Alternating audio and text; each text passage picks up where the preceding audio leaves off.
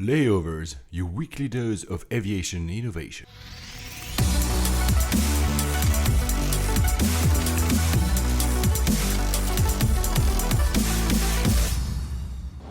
Hello, ladies and gentlemen. Welcome aboard from the flight deck. This is Paul Papadimitriou. Hello, everybody. This is Alex Hunter. We'll be your pilots for this show about the news, the startups, and the technologies defining the modern air travel experience. Our flight time today, 1 hour and 1 minute, and we expect it on time arrival, as usual. I fly and compare the A350 to the 787. Alex adores the food in Alitalia.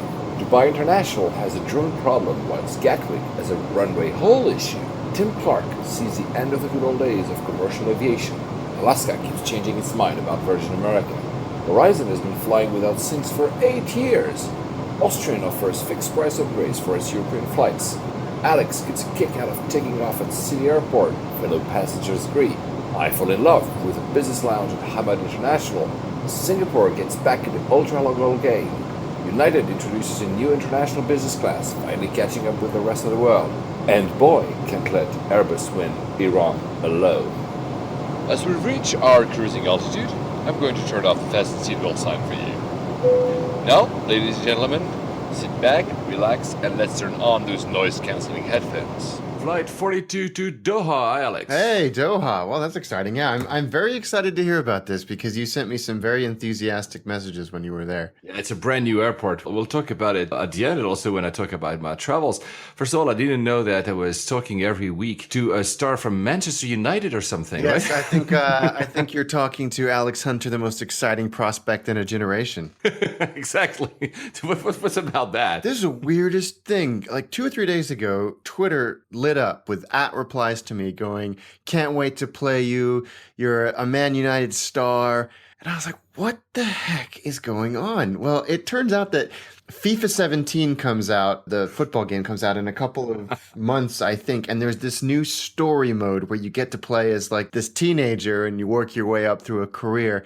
And the teenager's name is Alex Hunter. This is epic. It's the weirdest thing that's, I think, ever happened to me because people are messaging me on Facebook and I don't think they get that it's not a real person, nor am I a teenage footballer, you know?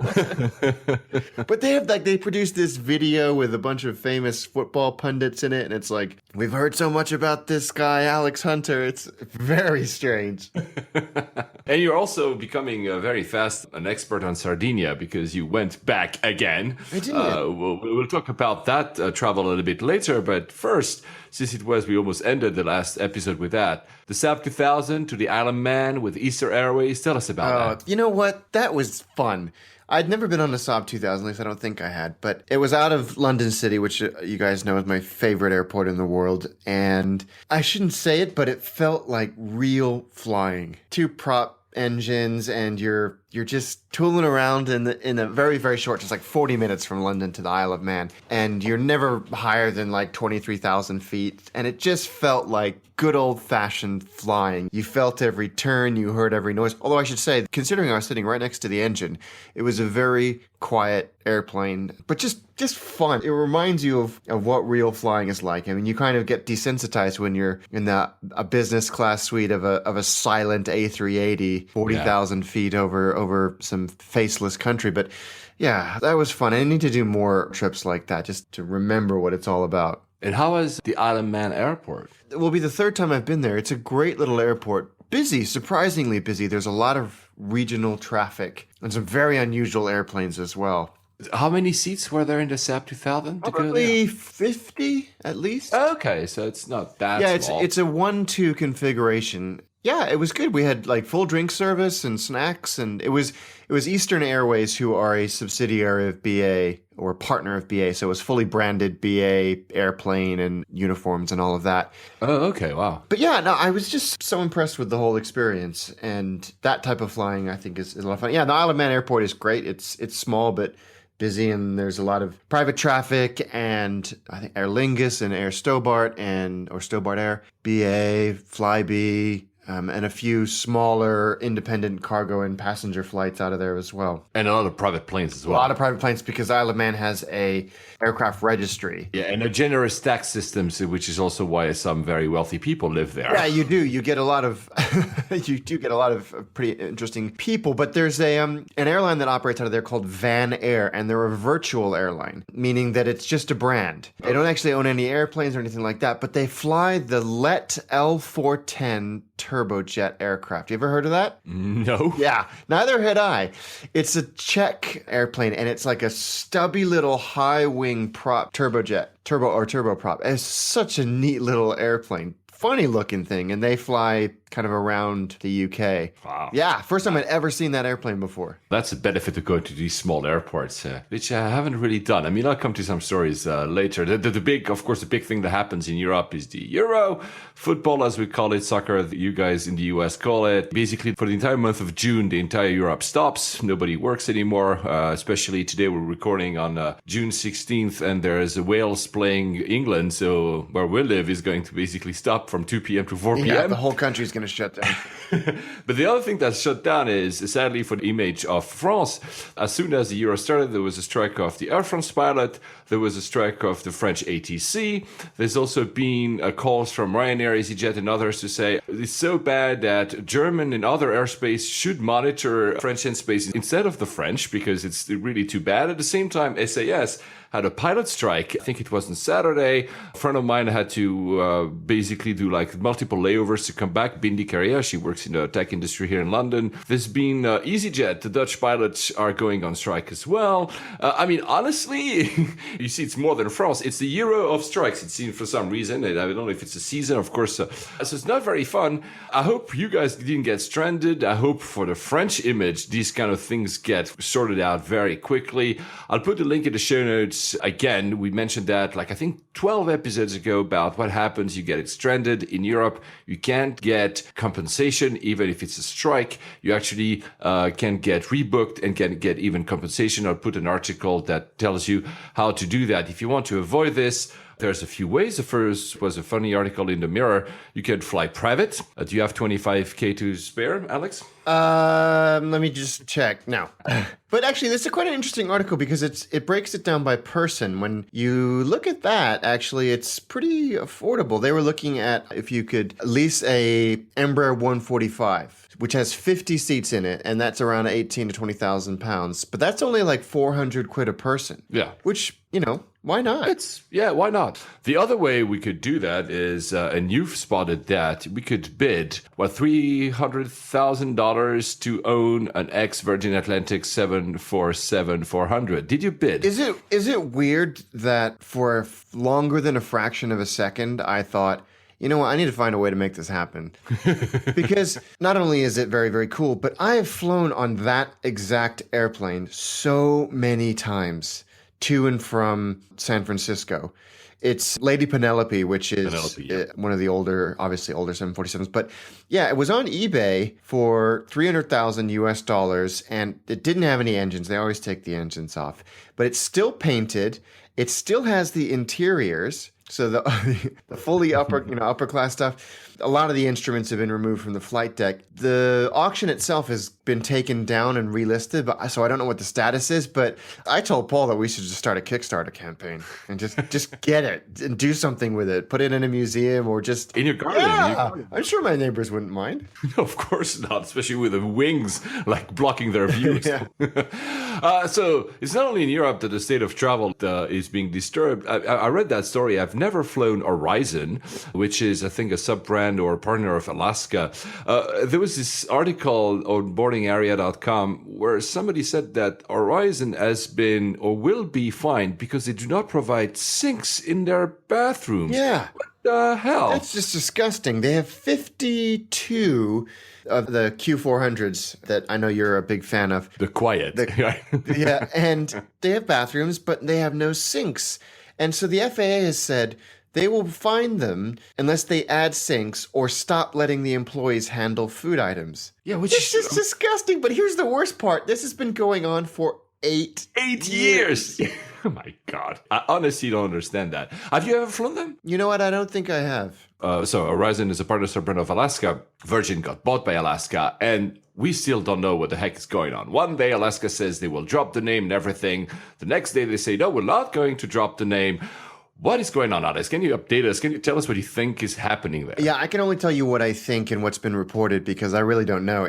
I think they're really struggling with this decision. There was an article in the Juneau Empire. Juneau is a city in Alaska that suggested that the Virgin brand was going away completely. They've since retracted that statement and said that it was an error for them to suggest that the Virgin livery would go away or they were dropping the Virgin name, and no decision has been made. And that has been furthered by an article that came out yesterday, an interview with the Alaska Airlines CEO, Brad Tilden. He said in a speech that they might keep the Virgin America name running indefinitely and have it as two separate airlines in the same airline group, or two separate products in the same airline group, and pointed to Europe as examples of how this happened, and Asia with Cathay and Dragonair, things like that.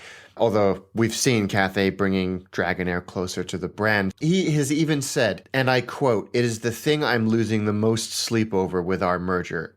That's what Brad Tilden said. So it's clear they are really struggling with this decision. And that's good. They're not just making, off-the-cuff decisions that they're going to regret in the future. But I think they've hugely underestimated this situation. What do you think will end up happening? Will they keep that brand for maybe like an upscale product within their fleet? Or it's really hard to understand, honestly. I think they will. I think for the time being, they'll run it as a separate product with a focus on the East Coast where Alaska has very, very little presence while they figure out what the long-term structure is. They want to benefit from the cost saving of having one operator certificate. Whether they can do that and keep the two brands or products going, I don't know. I don't know how it works. And also, they'll have to renegotiate the brand license from Virgin because it is expensive. No one can argue that. So what they'll do with it remains to be seen in the long term. But I think in the short term, 1 to 2 years, they will operate as separate products, which is great. Yeah. There was a nice article, if you're interested in that kind of things, guys. What we lose when we lose Virgin America. It was on runwaygirlnetwork.com. It's always a very good source for airline news. You should read that. It really tells you how Virgin America was different in what it offered in terms of competition, and it's really so sad to see it going. United, they've finally unveiled a new business class. So the international business class they had was probably the worst thing that ever happened to business class. I know, again, it's a first world problem. Not everybody flies in the front of the cabin. Whilst everybody else was doing live flight seats and kind of to find, ways for you to have more privacy, they just took as many seats as possible. You were even like looking back, and there was like a section in the middle where there were 4 people next to each other. So there was no aisle access. You could have 2 middle seats in the middle of the plane. It was really horrible. They've unveiled a new product called Polaris. It looks pretty good, actually. Yeah, they've kind of caught up with the rest of the world. It's nothing spectacular other than... No, it's not. But, like you said, they caught up. I mean, of course, the rollout is said to be extremely slow. Yeah. We don't know how long that will take. Some people say 3 to 5 years. So it's not like as if by next year you'll have all new airplanes. It's the reason I'm going to say it. I mean, I don't have a hate towards United, but it's the reason I don't fly them. And again, I'm a status holder with the Star Alliance. They will partner with Saks for the amenities. So they're really trying to do something much better. I also heard that apparently a lot of people in the US are complaining. If you are already a status holder in the US, you have, special lounges. They will rebrand some of the lounges as Polaris, the same name, which, by the way, is a very strange name, but why not? It's a strange name, isn't it? They will rebrand those lounges, which will basically mean that some of the lounges that were more exclusive would become less exclusive. You'd better basically check on the United websites and all the forums where actually these flights will happen and where these lounges will be done, because it's a bit unknown for the moment. I will say, though, that having been a few times in the lounge at Heathrow, the United lounge at Heathrow, it's fantastic. So not everything is bad, and I hope they're going the right direction. Talking about United had announced a flight from San Francisco, their stronghold, to Singapore. Not even 4 months after this announcement, Singapore Airlines saying, you know what, we're going to compete with you on that one. I don't know if you've seen that news. I did. My memory might be fuzzy, but I thought a long time ago they did it. Yeah, they had that. They're restarting it. And they were saying, it's like the route to New York. Singapore's stance was, we're going to wait for the A350-900 ultra-long-haul aircraft to restart this route to San Francisco and a route to Newark. Apparently, because United is doing that route, they will start by October, and they will only use a regular 350. Might mean that they will not fly with the full load of passenger. Interesting, right? That is interesting, and I think there's a lot of instances where that happens anyway, especially out of places like Denver and Johannesburg in the summer, where they're high already, and with the temperature reduces the capacity of the airplane to lift. But it's an exciting development, and I think it really is showcasing how extraordinary the A350-900 is and the A350 platform in general. Yeah. And you've been on it, and I hate you. Yeah, well, I'll talk about that in a minute. Yeah. First, probably the person I respect and we respect the most in the industry, Sir Term Clark, was interviewed by the FT, by Financial Times. For those who don't know him, he's the chairman and CEO of Emirates Airlines. And that's a very interesting, it's a small article. I really encourage you to read it because you can see that, Emirates, along with the other Middle Eastern airlines, are often accused of going very plush with, these products that nobody can afford. And that article is very realistic in a way. It says, you know what? It's the end of the good old days. Basically, Emirates is now thinking about introducing a premium economy product. They're thinking about maybe reducing the number of first class, even like removing it, like as they've done in the recent 380s. Because they're seeing that corporates are not paying always for the premium cabins, that the amount of people that are ready to pay for that is also probably reducing, and that it's just to have to go along with the times. So that's actually a reality check. Yeah, it is. It's kind of a shame. I like the way he puts it, that it's the end of the good old days. And it's true. I think the business class product, I think they found the sweet spot of cost and luxury. But I do agree. It's really, and that's not exclusive to Emirates either. I think a lot of, not just the Middle Eastern airlines, but Asian and some European airlines have figured that out. But yeah, these crazy first class products that are sort of first class plus, where's the market? I mean, like you said, the corporates aren't going to pay for that. And then you're starting to move into private jet territory, as we've just discovered. Those costs are coming down. So he's a smart guy. He's looking at this strategically and for the long term, and not just into some regional pissing contest for product. And probably if you look at other airlines, ANA, JAL in Japan, or even BA or Lufthansa, they have first class, but in a very few selected routes, the very high yield routes that they know people will pay for that. It's true that Emirates had this feeling that you had first class everywhere, basically. I mean, not everywhere. You've experienced that yourself. You've seen some of the 777s that don't have first class, but it looked as if they had a 380 and often enough a 777 with first class. And I think what will happen is we'll see, like other airlines, they will reduce these first class to only the routes where it actually really makes sense. And they will introduce, which is a great news. If they really introduce premium economy, I think it's great news because I think this is a very good product for people that want a little bit of extra comfort while not having to pay $5,000 to get a seat. So yeah, exactly. It's nice to hear that from someone as respected. And it's not because he's down or whatever. It's a reality. The forecast is passenger volumes will continue to grow despite a weak global economy, but airfare is expected to fall 7% this year. Wow. Will remain depressed. It's just a reality, so they adapt to realities, which is another nail in the coffin of some people who say, these guys are just subsidized and that's it. They are actually a real airline. Since they are the biggest buyers of A380s, two small news about the A380. There was the Innovation Days of Airbus. It's an event they do. We weren't there. Basically, more and more airlines, the ones that are looking into the A380, are asking for 550 or even 600 seats versus what Airbus thought at the beginning would be a 400 to 500 seats. We always thought as an industry that that's how this was going to go, that there were going to be a handful of carriers that were going to max out the capacity for these things, and it never really materialized, did it? No, nobody actually did a full economy A380 yet. No. It might happen. Wow. It might happen, right? No, but who knows? I don't think Emirates will do it. The other thing that is interesting, although, the economics of the 380 has always been very blurry. Airbus said that they broke even last year, but you know how accounting can go. You can make it look like it broke even. Nobody is buying 380s but Emirates, and even Emirates is looking at other products. They're looking at a 787. They're looking at a 350. So it's not as if they're only looking at these two 777 and 380.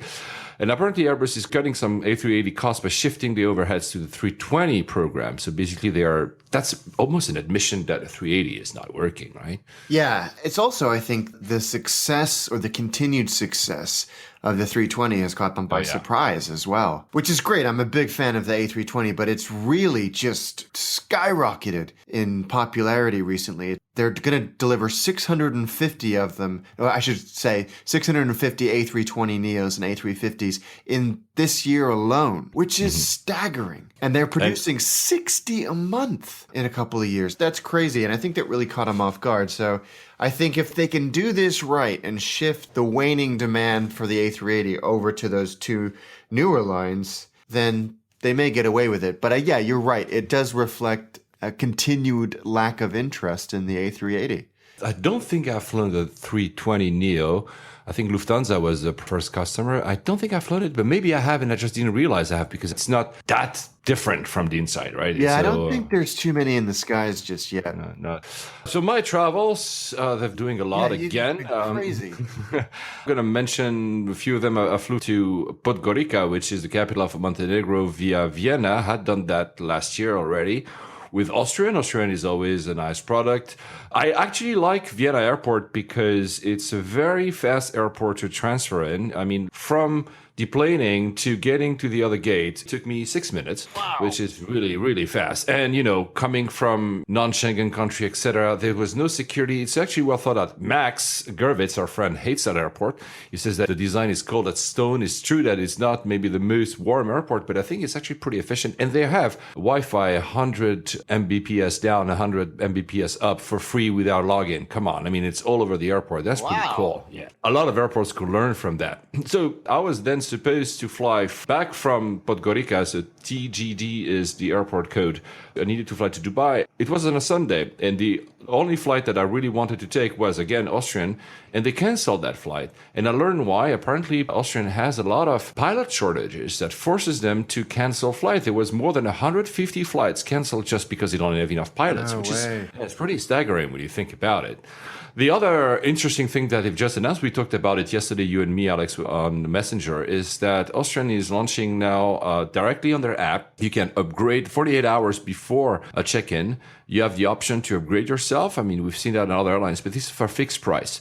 So you know exactly, you can pay 50, 100 euros, that's within Europe, and you can get an upgrade for a fixed price. No bidding, no whatever. I think it's pretty cool to being able to do that from the app. I love that. It's just so much easier than having to faff around on the website or even calling them. Yeah, exactly. Because you immediately know, you're like, oh, there's a free seat, I take it or not. And it's a very easy and transparent value prop. And I think that's actually pretty interesting. Then, because that Austrian flight was canceled, I had to find a way to go to Dubai on Sunday. So I found a very strange route. I started flying with Montenegro Airlines. YM is the airline code.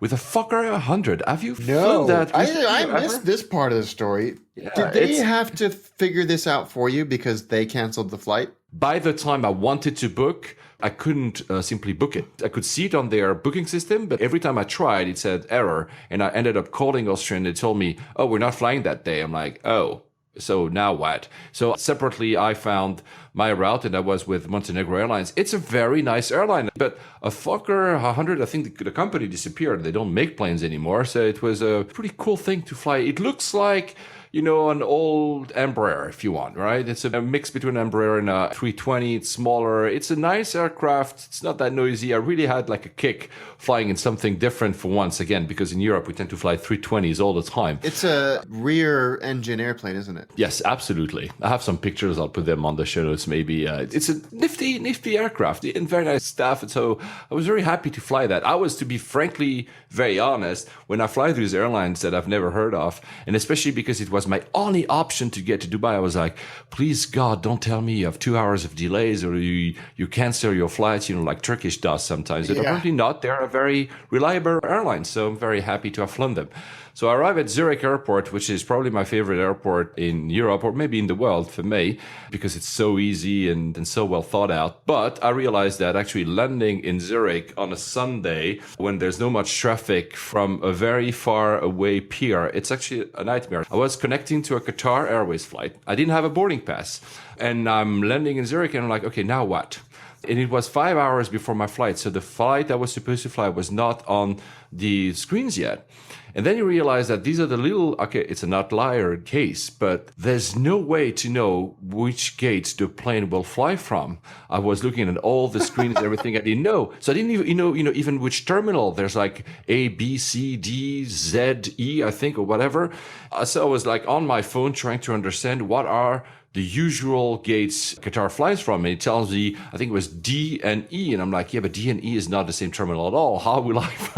And it was not staffed, etc. So this is a UX problem. I mean, it's not a big one. I'm not complaining. I'm saying that sometimes you end up in these situations. I end up finding, these information desks where you can usually print a boarding pass. And obviously they tell me, oh, but we cannot do Qatar. I'm like, oh, God damn it. So basically I had to beg my way into the lounge because I didn't have a boarding pass. The funny thing is that whilst I was in Zurich, I missed something completely stupidly because even though I kept watching planes outside from the window, I found this great lounge. I put the link in the show notes where you have a full view of the two runways and you see planes landing and departing. There were apparently the plane from Merkel, so the Chancellor of Germany, Hollande, the President of France, and Iron Maiden, the 747 from Iron Maiden, parked next to each other. It's such a classic picture. And I didn't see that. I was there for 5 hours and I didn't see that. I'm so gutted. Oh, wait, you were there at the same time? I was there at the same time. Because that picture spread across the internet like wild. I was there. Yeah, I probably didn't look in the right, or maybe simply my lounge was not facing the right direction. It's like a few days later, I'm looking at this, I'm like, God damn it, I was there. Anyway, and then, I know, I'm going to make you jealous. I flew the 787 again from Qatar Airways from Zurich to Doha. That was pretty cool. Honestly, it's really a nice aircraft, man. I mean, I know you're going to fly it soon. It's my first time with Qatar Airways as well. I was flying in business class. There's no first class, since we mentioned that earlier. Not that I wanted to, but it's interesting. It's really a nice product, but it's not Emirates. Oh, that's interesting. Yeah, it's a great product. The staff is fantastic. I'm very pleased with the staff. They're very willing. They're not probably as well trained as Emirates, but they're very willing. So it was really nice and felt very valued as a customer.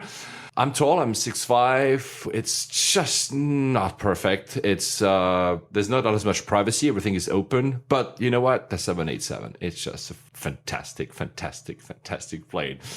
I fly to Doha. I had to rush. I had literally 20 minutes to make a connection because my flight was delayed. And I made it, which tells you a lot about Doha, which is why I chose the airport today. I was able to make it to my connection to Dubai.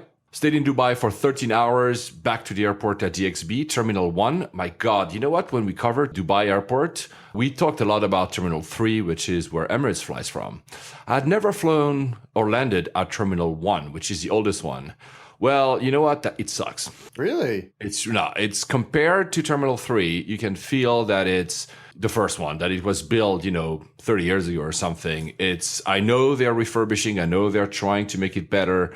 But honestly, it's cramped. The old layout from checking in to, I didn't have to because I had it with me, but because funnily enough, since I was flying so close to each other, they printed all my boarding pass in Zurich, even my return ones, because I was only staying 12 hours in Dubai. Everything is cramped, passport control, the queues, they're like, oh my God. So it's not a great experience. Terminal 1 DXB. So I understand people that were telling us back then, oh, but I didn't like Dubai. Yeah, fly from Terminal 3 and the new Terminal 4, which we haven't seen, but Terminal 1 is not that great. I flew back Dubai to Doha. That was with a 320. Nothing to write home about, but very nice. And then I had 5 hours in Doha. So I was able to visit the airport. I'll tell a little bit of the story at the end. Great. But man, the best lounge I've ever seen in my life. I mean, the lounge in Hamad International, which is called, if I remember correctly, the Al Murkhan Business Class Lounge at Doha Airport. I've sent you some pictures. It's the most majestic, monumental lounge I've ever seen in my life. Wow. It's probably, I understand, some people will say it's a bit in your face, but it's the design of that airport, but the design of that lounge is just staggering. The ceilings are at least 25 meters high, and some even higher at some point. There's a sandwich bar, there's 2 restaurants, there are many areas. Each seat has its own tablet. You have quiet area, family area, games area with PlayStations and foosball. I mean, they thought about everything. It's, Alex, just for that, fly Qatar Airways and do a layover there. This lounge, I like design, I like modern architecture, so probably that's also why I was, impressed more than maybe other people. But this is something that I've never seen. Of course, they have, again, and some people will tell me that, yeah, they have a lot of money and it shows. Yes, indeed, they do, and it shows. But man, this lounge, wow. Honestly, wow. I've rarely seen something like that. So just for that, guys, if you have the chance, get and Alex, do a layover in that lounge. I will, and I've seen quite a few Qatar Airways business class fares on sale recently. So. Yeah, they always have very good sales. Actually, my ticket was a sale one. I was able, which is why I chose Qatar Airways, because I don't have status in One World, which, American Airlines and BA. But I flew them because they were a very good price. People know, listening to us, that I usually fly Emirates. So yeah, and I wanted to try, and that's my next step. That's the jealousy of you. I wanted to try the 350, the Airbus 350, and I did. On the way back, Doha to Munich. See, I was supposed to fly to London, but I flew to Munich on purpose because they had the 350. Oh my God. Yeah, it's a great aircraft. You know, Alex, the 787 and the 350, when you step into these planes and when you fly them, you understand they are like 2 generations ahead. They are the newest aircraft. You can feel it from a lot of the, the humidity levels. We talked about that in the episode with Mark, the quality of the sleep, etc. There's something to it that makes you, these are really fantastic aircrafts. Now, the good thing is I was able to compare exactly the same product, Qatar, both ways. So it's not 2 different airlines. So it's really the same product. In terms of the seats, I didn't see any glaring differences. So it's really the same product. It's an unfair comparison because the 350, as you know, is bigger than the 787. The one I flew, I think, was the 787-8. If you talk about a 787-1000, then it would be almost comparable to the 350. So these are 2 not exactly the same size of aircrafts, right? The 350 is a bit bigger. It's larger, so you have more room inside. The panels are very well done. The lighting is extremely well done. All they talked about, the Airbus, is actually real. Still, you know what? I'm going to say something, and I'm sorry for my friends at Airbus. The 350 is like a Mercedes, Everything is perfect. It's really the car that on every review is 10 out of 10. And probably the 350 is a 10 out of 10. Everything is well thought out. I've heard many people telling me that the economy, because I was not flying economy, there's more room than a 787, so it's much more comfortable. So the 350 will be the contender that everybody will want to fly. But for some strange reasons, and that's why I do the thing with a car, like American cars are, they're not as well polished, and sometimes they break down, and sometimes but you want that poster on your wall still, right? You want the Corvette on your wall, and you don't want the Mercedes, right? This is exactly how the 787 feels like. It's not perfect. The vents, for instance, are plasticky, whereas the ones on the 350 are perfect. The windows, the shading on the 787 that you can do electronically doesn't work perfectly. It's almost like sometimes frustrating. Whereas on the 350, you have the normal shade that you do manually. But you know what? For some reason, the 787 has a je ne sais quoi that is, the Corvette versus a fantastic Mercedes, a fantastic BMW. I don't know why, and I'm sorry for my friends at Airbus. Everybody will hate me there, but the 787 it's the car you want, although everything inside you tells you that the other one is better. I also heard, and I think I've seen some pictures to quantify this, that the tail camera, or the outside cameras that you get are better on the 350. They are. It's amazing. The angle probably is bigger than I've seen on the 380, which is the other aircraft that has the tail camera. You can see the entire aircraft, probably because the 380 is so big that you feel that you don't see the entire aircraft. But it's a fantastic aircraft. I will fly it. I mean, only Finnair and Qatar Airways basically fly it for the moment. But there's something about a 787. So they're uncomparable. They're comparable at the same time. It's unfair. But man, there's something about a 787 that I didn't feel in the 350. So please, Airbus, prove me wrong and fly me again in the 350. Very quickly, the safety video of Qatar Airways is really funny. It's done with Barcelona, the football team, since we're in the Euro. It's really well done. I put the link in the show notes. I think it's one of the most clever I've seen. I really had a kick out of that. Interestingly, since we're talking about Qatar, let's take two stories. Have you seen that story with Delta and Qatar Airways? Oh, God. It's just What is that? Tell us the about it. most childish high school thing I've ever heard in my life. So, back at the beginning of this month, Qatar Airways launched their new service to Atlanta, which obviously is Delta's home base. And Delta have been very vocal in their hatred of Qatar Airways. They've done these thinly veiled billboard advertising campaigns. They've just been really childish about it. And when their 380, the Qatar Airways, landed after a 14-hour flight, there was conveniently not a gate available for them. And this airport handles 100 million people a year, but there's only one gate that's capable of handling the A380. And that just happened to be occupied by a Delta airplane, and they were a little busy. There's something they could do about it. So they had to tow it to a remote parking area and put all of these VIPs onto buses.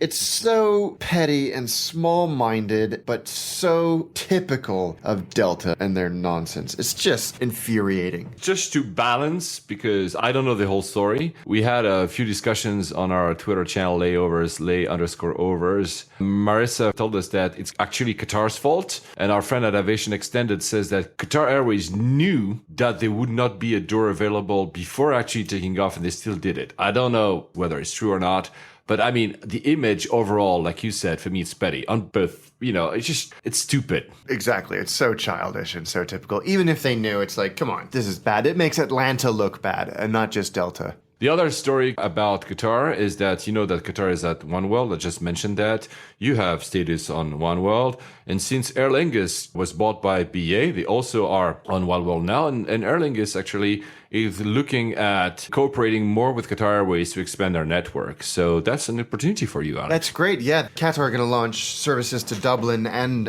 Vegas as well. But the Dublin one is great for Aer Lingus, obviously, because it then connects to their regional network. Since Aer Lingus have joined IAG and as a result One World, it's really opened up a lot of doors for them. So I'm excited for the future of Aer Lingus, who are an airline I have a great deal of fondness for. I like them a lot. I was very frustrated because Aer Lingus still has its lounge in Terminal 2 in London Heathrow, Terminal 2 being their Star Alliance terminal.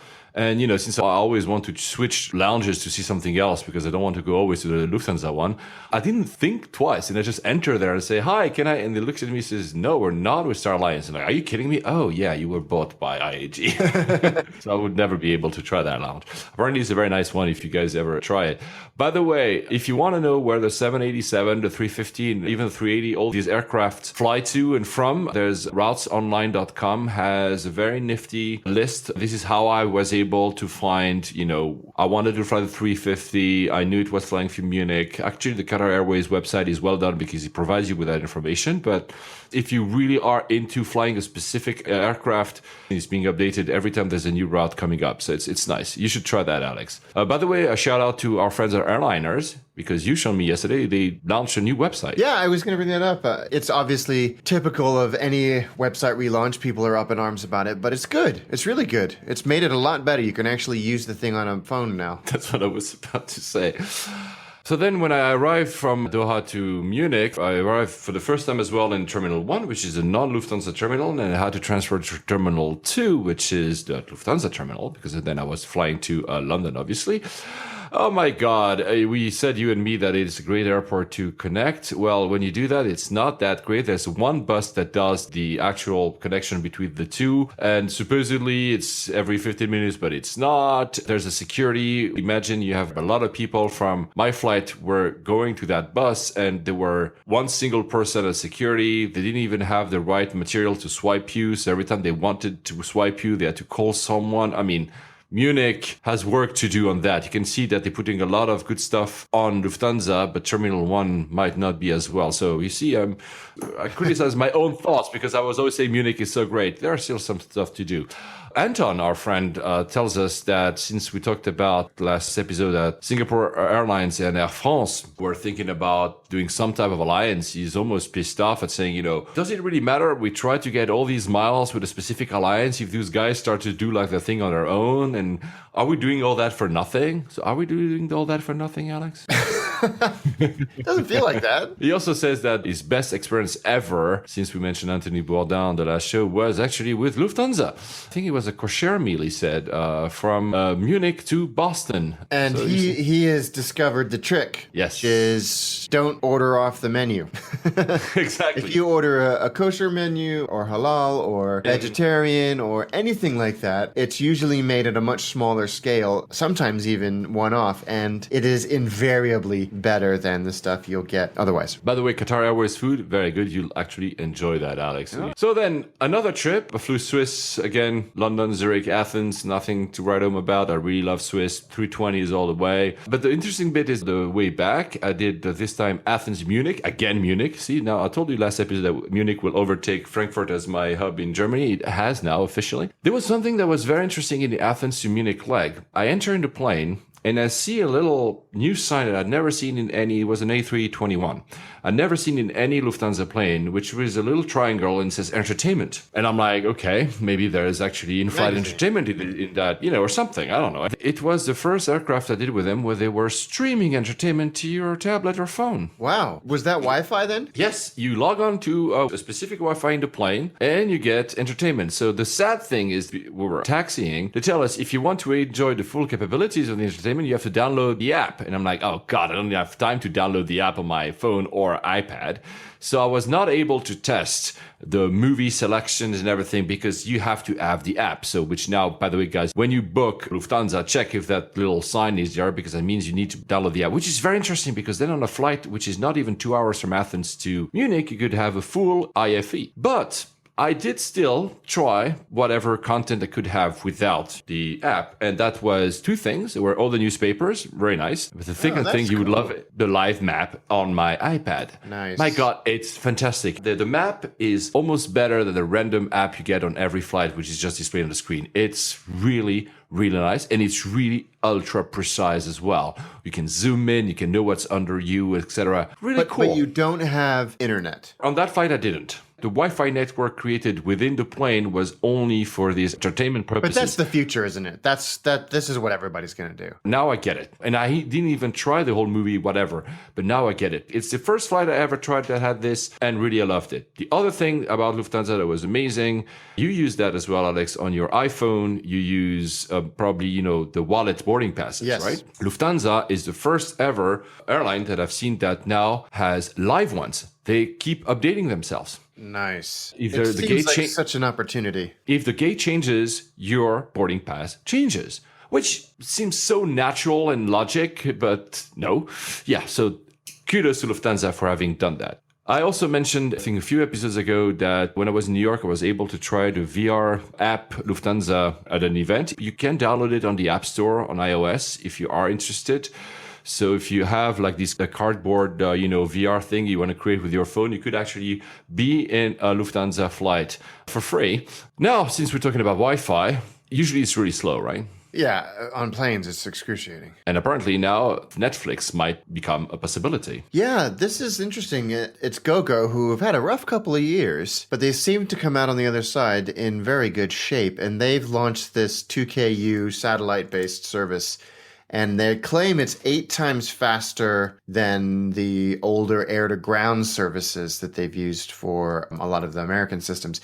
But Aeromexico customers, exclusive to Aeromexico right now, can stream Netflix with no problems, which is pretty amazing. One of the reasons I don't have Netflix is because, I'd rather have systems where I can download something. Whereas Netflix, you have to have a constant. So for me, it's useless in a plane. You think that like 200 passengers can watch Netflix at the same time? Really?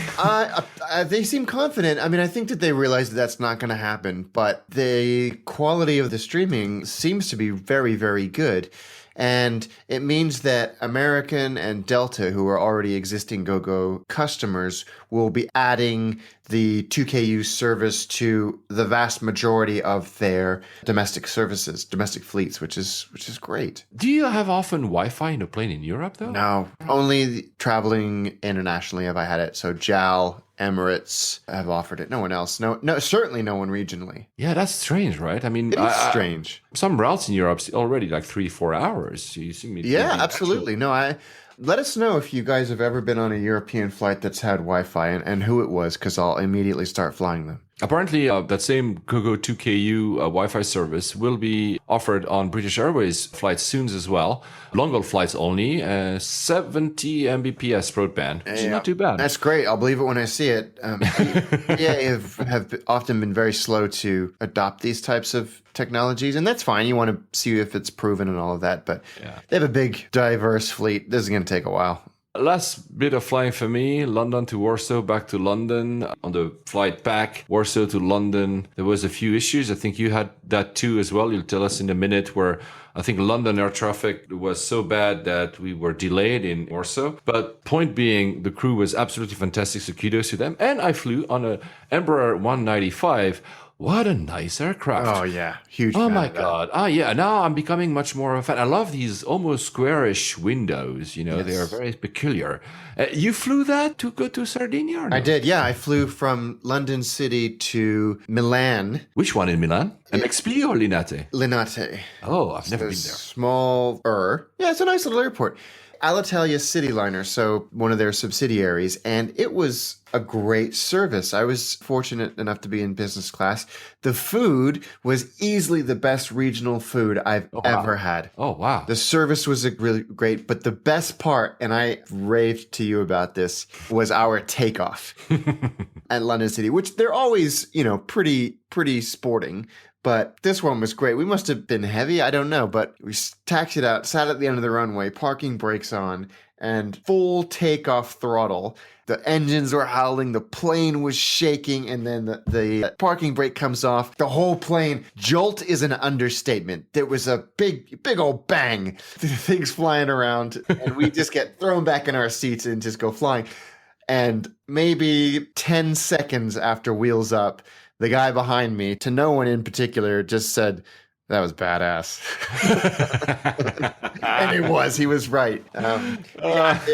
Linate is a great, very little airport, but fine, great food on the ground there. And then we took a domestic Alitalia A320, which was one class, and that was fine too. I should say all four of my legs, Alitalia legs, were delayed. But the crew were all excellent. The service was excellent. The food and drink was excellent.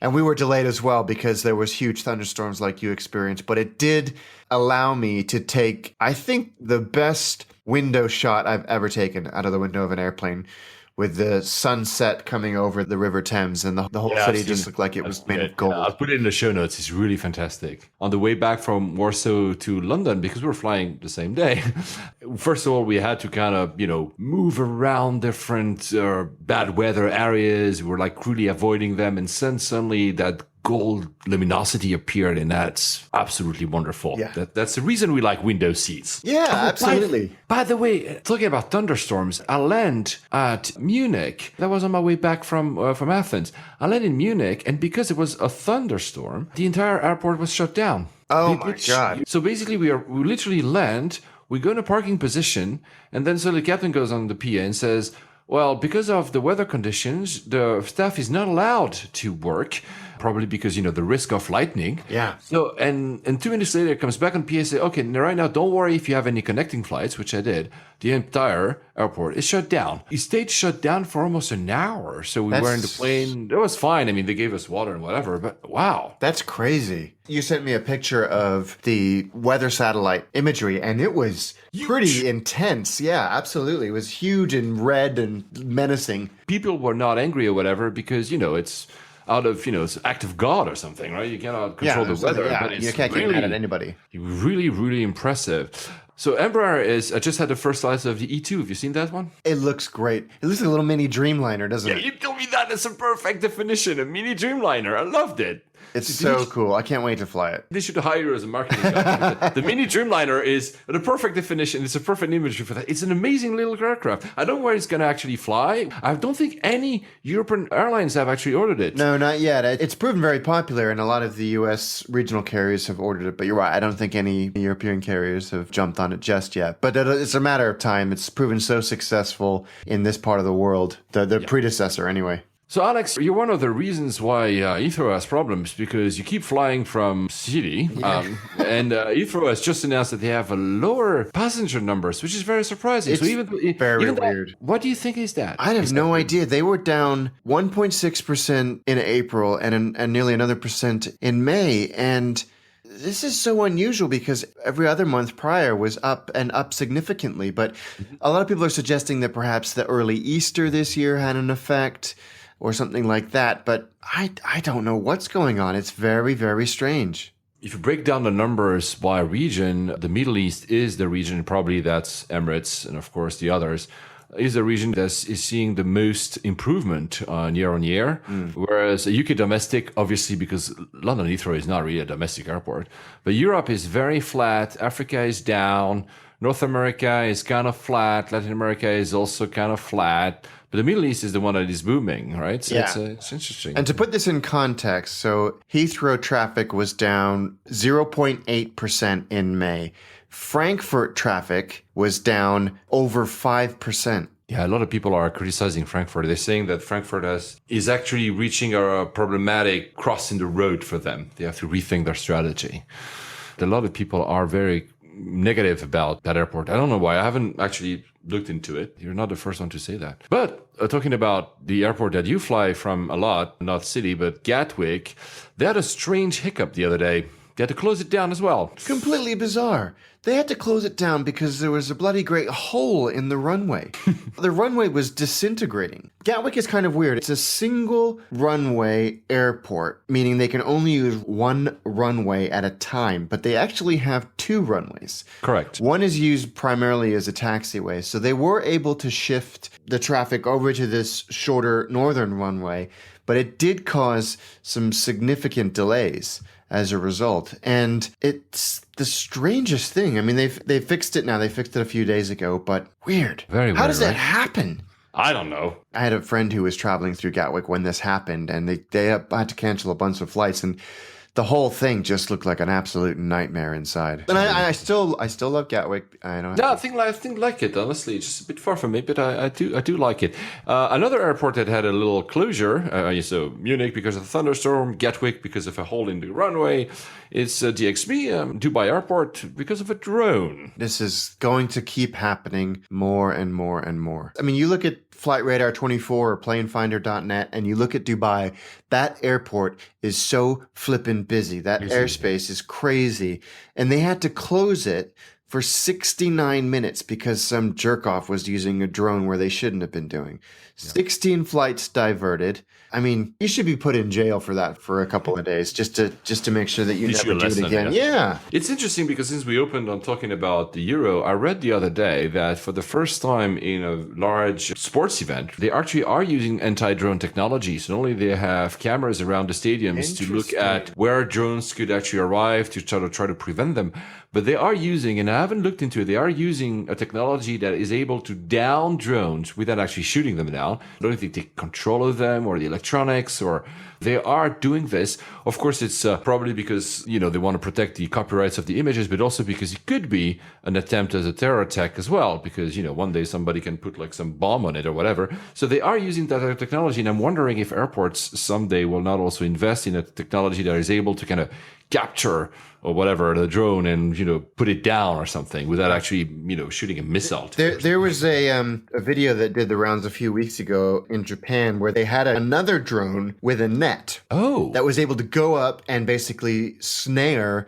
the rogue drone, if you will. No way. And bring it down intact. And so you're not like dropping it out of the sky into unsuspecting members of the public below. Wow. Yeah, it was cool. It looked like it worked really well. I mean, I get it. Again, we said it repeatedly. I'm sure it's very nice to have very nice imagery of Dubai Airport, London Heathrow, whatever, or GFK. But, you're putting lives at risk when doing that, right? And it's just get an authorization, get nice images. I've seen some stuff done with the consent of the airport that is really amazing.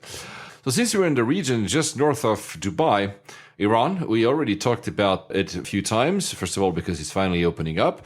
Airbus had done a deal already, like a very big deal. And the question was, will actually Boeing be able to sell any planes? So the New York Times is reporting yesterday, actually, June 15th, that the deal might be happening. I say might because, there's a bit of a question mark on whether people are going too fast in announcing that the deal is made or not. I believe that at the end they will be able to. Yeah, me too. Absolutely. I think this deal has happened. I'm very convinced of that. There's been no denial from Boeing, even though they've made a comment on it. One of the big hurdles has been that the American financial system and some of the vehicles that you use, financial vehicles that you use to purchase airplanes, as we've talked about in previous episodes, are not open to Iran. Yeah. That was a big deal. Recently, there was an article suggesting that they could use an alternative currency like the euro to get around that problem. IATA and Boeing have commented saying, yeah, that's not out of the realms of possibility. So it really looks like this deal is going to happen soon. And let's not forget, they did a big $28 billion deal for 118 aircraft, like you said, with Airbus in January. But there's 80 million people in Iran that are flying on airplanes that were purchased before the revolution in the late 70s. So there is a need for a lot of aircraft, 400 in the next few years. So domestic and international. Yeah, I think this is a big opportunity. I think it's going to happen soon. Whether or not American politicians will find it necessary to screw this deal up, they have a penchant for doing that, so I'm sure they will. Yeah, but I mean, they cannot at the same time let Airbus get the entire Exactly. That's the leverage, right? We talked about this yesterday. Is that will be the leverage. Like, well, we can't just let our competitor, our international competitor, take this entire market. Yeah, exactly. I mean, something will be done. There's no way in hell that this deal won't happen. And I understand, to be frankly honest, I understand people that have reservations still about Iran. Fine. But at the same time, when you have Airbus that has sold so many aircraft, and probably the Embraers and the Bombardier and all the others are there trying to sell their own aircraft, Boeing cannot be the only one that will be left behind. There's no way that's going to happen. I agree. And we'll finish with an article of our friend, Mark, the pilot. Thank you, everyone, for all the great feedback you've given us about that episode 40. We had a blast recording it with Mark. He wrote yet another article, what a gifted writer he is, on aeon.co. I'm just going to quote one sentence. My favorite airplane vocalization is the decide call, which I first heard on that 747 flight from Tokyo to London when I was wide-eyed and wide-eared guest in the cockpit. The decide call comes in a female English accented voice that we hear as we reach altitude or height at which we must either have sight of the runway environment or break off the approach. And I love that part. Decide, the plane implores, a decision-making tool that I've occasionally wondered about turning into an app to be deployed in meeting rooms in the corporate world at academia. Oh, that's such a good idea. Make your mind up! And he talks about all these voices that are heard in the cockpit, and I really loved it, right? It's really nice. It's a lovely article, and I want to echo Paul's thanks to Mark, of course, but also to all of you for your comments. It's proven to be one of the most popular episodes that we've ever done, so hopefully we'll have Mark again in the future because we really enjoyed our conversation with him. We did. So, Hamad International Airport, Doha. So Doha was, until not even 2 years ago, another airport, which was really next door. Doha, now it's called Hamad International Airport. It was my first time, so I've never flown in the other airport. Have you ever been there? I've never been to Doha. It was formerly known as the New Doha International Airport, now the Hamad International Airport. So as I said, very impressive piece of architecture. It's really majestic and monumental as an airport. It's not completely finished. It's still being built, but I mean, you don't see it. It's not as if being built in front of your eyes. It's a really, really impressive airport, to be honest with you. And there's a lot of little things that you see that have been thought, I guess that's the good thing when you have the possibility of creating an entirely new airport. You have all this expertise from all around the world, from people like your father, Alex, by the way. They will, say, we've seen that this doesn't work in so many airports, you should do it this way. There's one thing, for instance, very small, but so clever. When you are in the main part of the airport, before you have the gates A, B, C, etc., sometimes in some airports, I mean, unless you're very used to, like you and me, where some airports we could even walk there with our eyes closed, sometimes you're wondering, where should I go? It happened to me in Zurich, as I told earlier. This one has these big, massive signs. They're not even signs. Like the A is not just gate A as a sign somewhere. The A is almost embossed in the architecture to tell you, guys, this is where A is, and this is where B is, and this is where C is. So it makes walking there very natural because you just look in front. You don't have to look for a sign.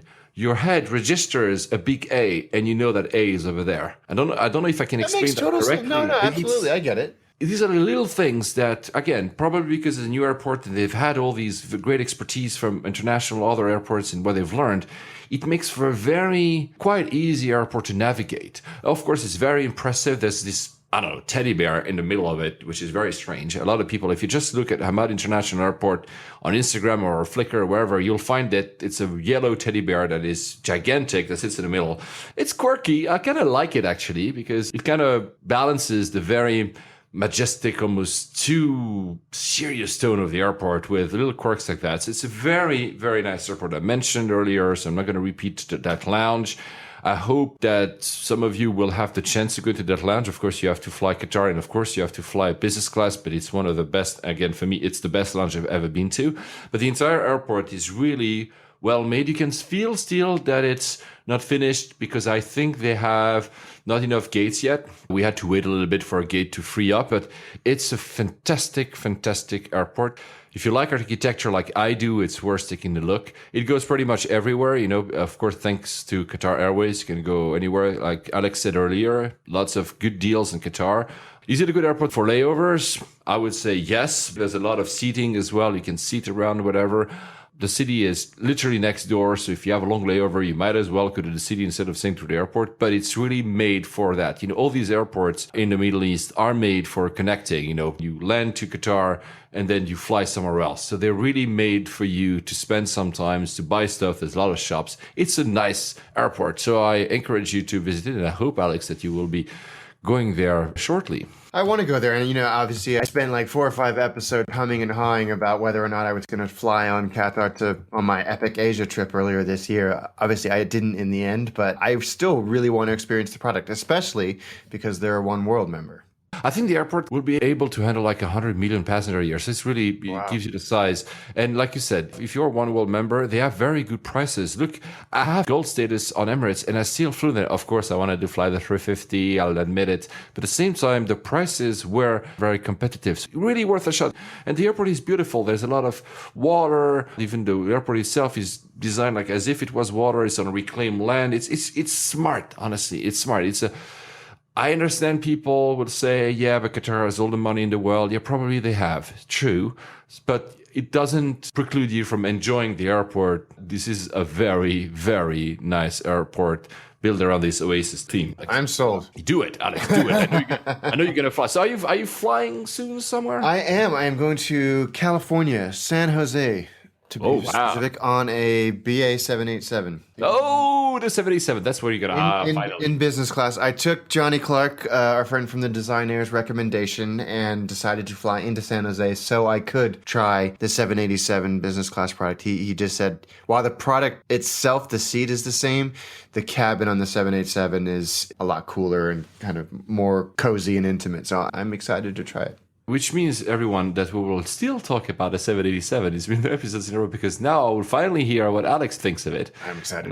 Yeah, you must be excited. I'm going to myself fly. I have a few flights in Europe and Dubai, I think. So I don't know when we'll record the next episode, but probably before the end of the Euro. So yeah. I'm not going to ask you who you're going to support because otherwise we're going to have like people like shouting at us. Alex, on that, safe travels. Safe travels, guys. On behalf of Layovers and the entire crew, we would like to thank you for joining us on this podcast today, and we're looking forward to seeing you on board again next week. Flight attendants, please prepare for landing.